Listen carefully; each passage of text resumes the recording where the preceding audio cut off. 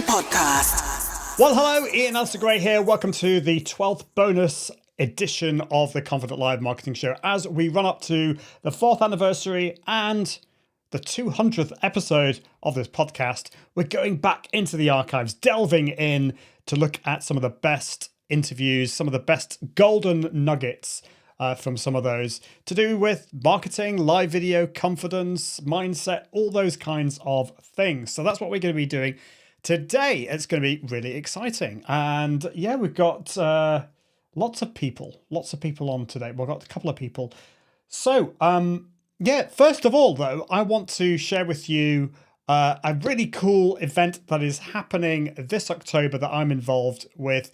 It is Creator Camp from Ecamm, Ecamm Live, my favorite live video tool. And it's going to be amazing. There's going to be awesome people there. All the Ecamm team will be there. There's going to be some camp counselors. So I'm going to be a camp counselor there, taking a little team around lots of different studio setups. All the people within the Ecamm community will be there. So it's going to be really good fun. And there is a little video my good friend Leslie Samuel is going to introduce and let you know a little bit more about it.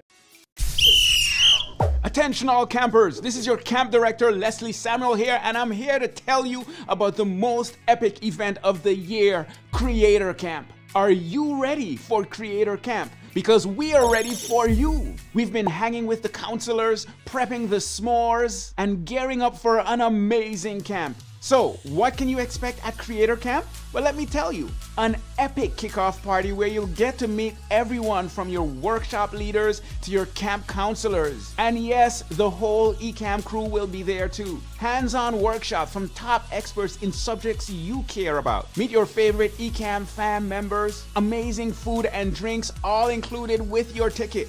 Fun activities and excursions like a ghost walk in Salem, Massachusetts, wine tasting, and brewery tours. And of course, a talent night to showcase your skills. This is the event you've been waiting for. The Ecamm fam is taking over Amesbury, Massachusetts, and we don't want you to miss your chance to be a part of it all in real life. IRL, yo! So gather your camping gear like your laptop and camera maybe and get ready for a wild adventure at Creator Camp. I can't wait to see you there. So that's ecamm.tv/Creator Camp. It's in Boston, Massachusetts this October. Can't wait for that. So definitely get your tickets for that. Well, in today's episode, we're going back to my interview with David Lawrence the 17th, who is an actor. If you've seen Heroes, he's the kind of scary puppet man in there. He's really embraced live video, but also helping people communicate effectively in front of the camera. And also we've got Katie Fawkes from Ecamm talking about how to interview guests effectively. So let's go back to David Lawrence, and I asked him about speaking tips and how to improve in front of the camera. I think a lot of people have an image in their head that is born when they see finished, polished product on television, on the net, in theaters, and they think that's what's expected, right? A finished product. And so I have no idea how to create a finished product, but I'll do my best. I'll try and figure it out. And when you take classes in it and you're trained in how to do it, you learn some things that you wouldn't have come to yourself if you just tried to suss it out with logic, because it doesn't make sense. For example, there's a notion in radio called the driveway moment.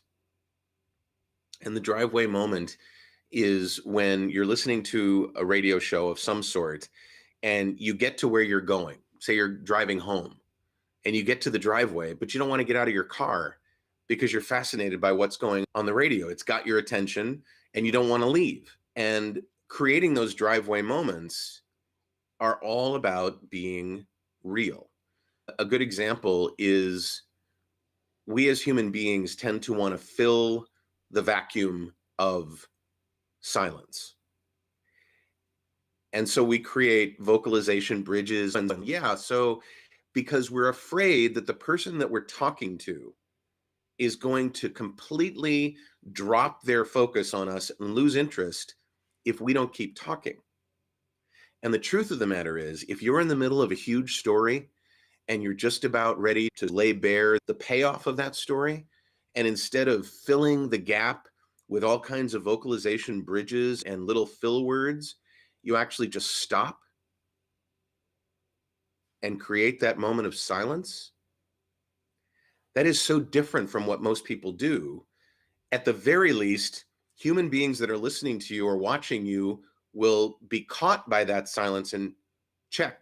Is he okay? Did he just have a medical moment? What? Oh, okay, he's talking. They're not going to stop listening. It's a moment of draw in rather than repel out.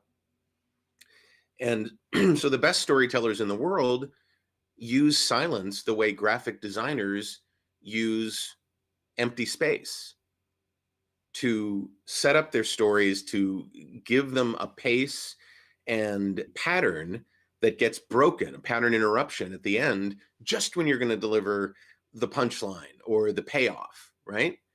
And most people don't think that's something they can do. I certainly can't break the concentration that I've finally acquired from somebody, the attention that I finally have from them. I can't stop that with breaking the moment and then delivering the rest of the sentence. So true. I love that. And that's really interesting in the age of AI and YouTube shorts and TikToks. We do want to get rid of, it seems like a lot of people are wanting to get rid of the silence. And one of the things that I want to do over the next year is to create content that allows itself to breathe. Personally, I'm not into short form content because it's just too much. I want to spend time. I want to nurture the content that I consume. And that's why I prefer longer form content as well, like podcasts and longer videos and detailed blog posts. So I'd love to know what you think about that. Are you afraid of the silence? Are you going to embrace the silence? Scary thought, but I love that from David Lawrence. That is awesome. Well, let's go to Katie Fawkes from Ecamm. We were talking about interview mode, which is a part of Ecamm which allows you to bring in guests, remote guests.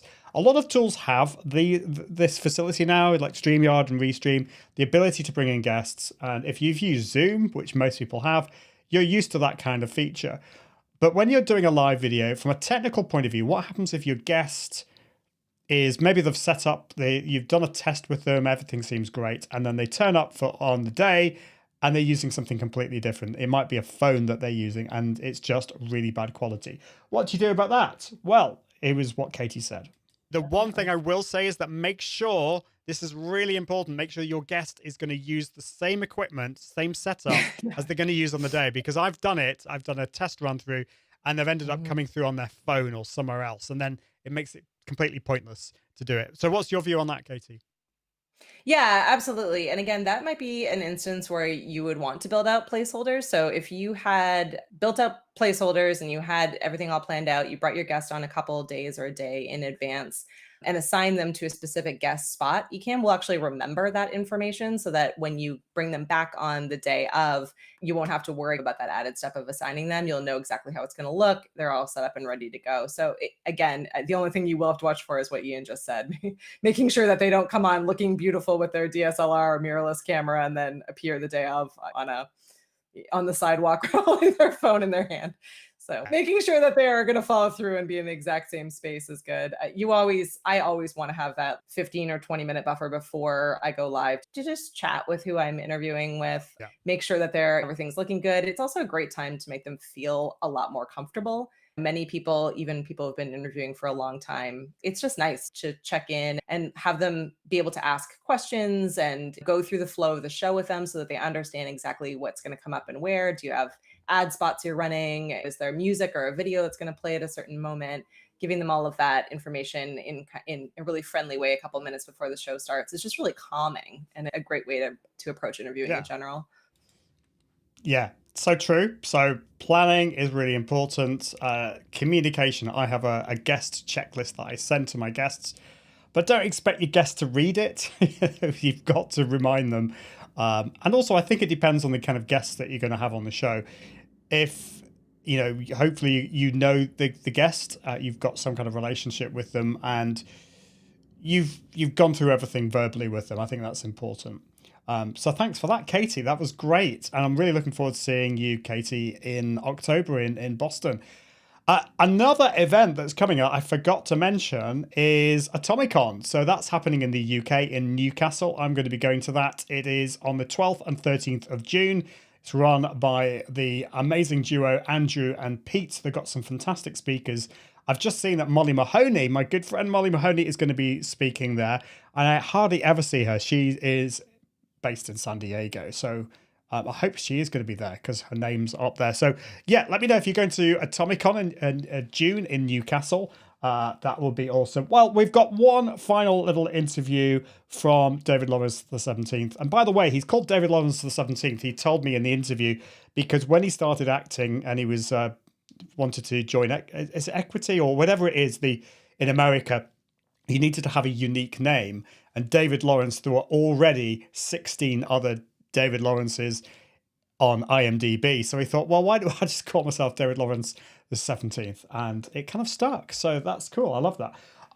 Right. So let's talk to David about camera setup. And David has a lot of experience in TV.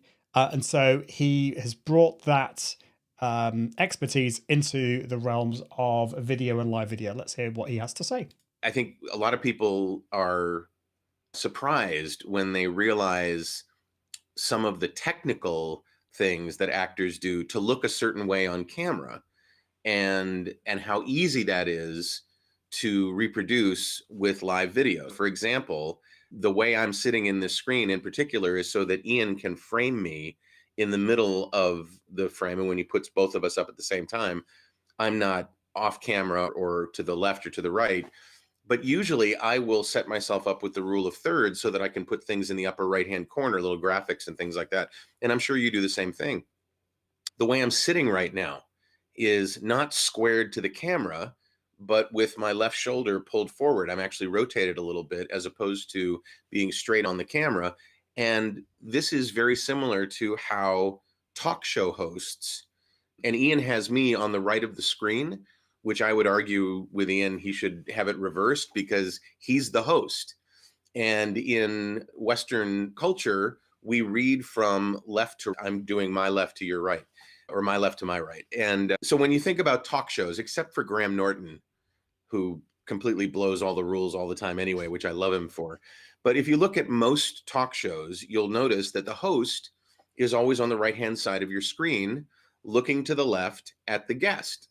And the reason is we read into people's faces from left to right, and that's a very powerful position to be in. Same thing with my shoulder turned. It's just more comfortable for the eye. And if I hadn't said anything about that, likely you wouldn't even know that's what I was doing. If I was on the other side of the screen, I would likely turn myself like this so that I'd be facing Ian's image. There's all these little things that you learn along the way, but you don't have to know all of them to get started. So just get started, please. So true. Get started if you haven't done it. If you haven't embraced live video or video, get started. But all these little tips, it's really interesting. I've forgotten that about, I think a lot of the time we're on camera and I'm facing straight on. Whereas if I was to angle myself like this, maybe it doesn't matter quite so much if it is just a solo show. But I really love that tip from David. The other really interesting thing is when we have a guest, on live video, we tend to have the host on the left and the guest on the right. But he was saying that like talk shows, it tends to be the other way around. And I think that's really interesting. I feel more comfortable with me being on the left and my guest being on the right because I want the focus to be on my guest.